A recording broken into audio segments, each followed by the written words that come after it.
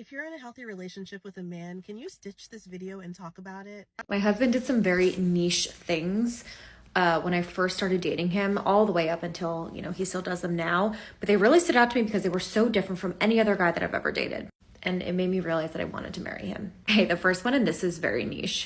He wouldn't and still doesn't let me open anything canned by myself. Like a soda, doesn't let me do it because he doesn't want it to ruin my manicure. I remember the first time we were at dinner and I went to snap open a ginger ale, which is my drink of choice. And he was like, wait, don't do that. Let me do it. It'll ruin your manicure. Number one, I was like, somebody's cooked here. But number two, I was like, that's very considerate.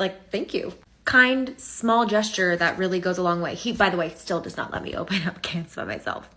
Speaking of dinner, if we are at dinner and I have to use the bathroom, he will stand up when I get up to go to the bathroom, and then he will stand up again when I come back to the table. I saw him do this the very first time I met his family when we were in Miami. I was meeting them for the first time, and she got up to go to the bathroom, and I saw him and his brother and his dad all stand up when she went to use the restroom, and I was like, is she the queen? And then when I had to use the restroom, they did it for me too. So this is just a gentlemanly thing that the men in this family do, and I was so... And the third thing that he did, which honestly is still probably my very favorite thing that he does to this day, is when I'm not feeling well, his name is James, he makes me a JJ's sick pack. Basically what it is he puts together a little Ziploc or whatever we have laying around, a bag of emergency, Tylenol, liquid IV, 3 of my favorite herbal teas, and he works really long hours. So usually when I'm sick, he'll just put them all together in a pack and then leave it for me on the counter with a really sweet note. But he did that literally from week 3 of our relationship, and he still does it. And it's one of my favorite things. With the many conversations that we've had about marriages, sometimes we do tend to focus a bit too much on the negative. So today's video is dedicated to show the positive side of marriage. Marriage is a beautiful thing when done with the right person, and it does have its benefits. So now let's hear what a few more ladies has to say. I'm in a healthy relationship with the black man of my dreams. He is kind, he is enterprising, he is generous, he is faithful. And most importantly, he is my very best friend, period. Successful relationships can be described as just that. That's your boring best friend. The key to staying in a healthy relationship is find someone that likes you. Not the show you put on, not the part that you use to attract other people, but someone who genuinely likes you. Someone who you can sit on the floor with crisscross applesauce, laugh until your eyes are tearing up, and have that same person also be the person to console you during your very worst days.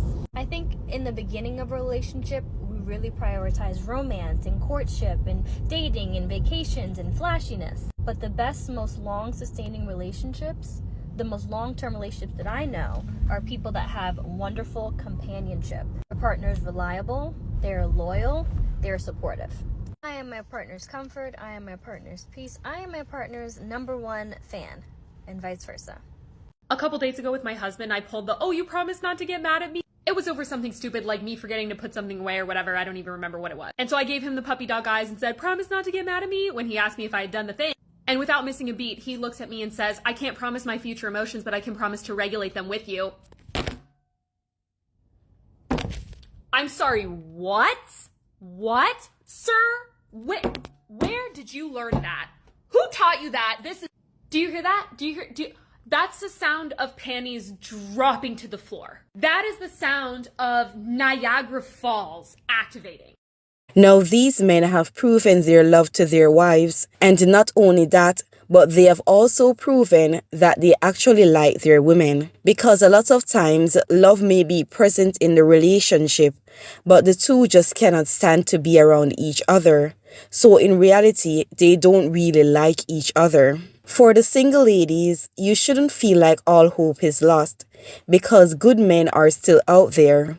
I don't understand the logic of many women. They themselves believe that they're good women and that other good women are also out there. But for whatever reason, they don't believe that good men are still out there. And I get that it may take a bit more work to sift through and make a wise decision in who you date. But don't become weary nor lower your standards out of desperation, because the right man is out there for you, and in due time you will be found by him. Okay, ladies, that's all for today's video. Until next time, stay feminine and sweet.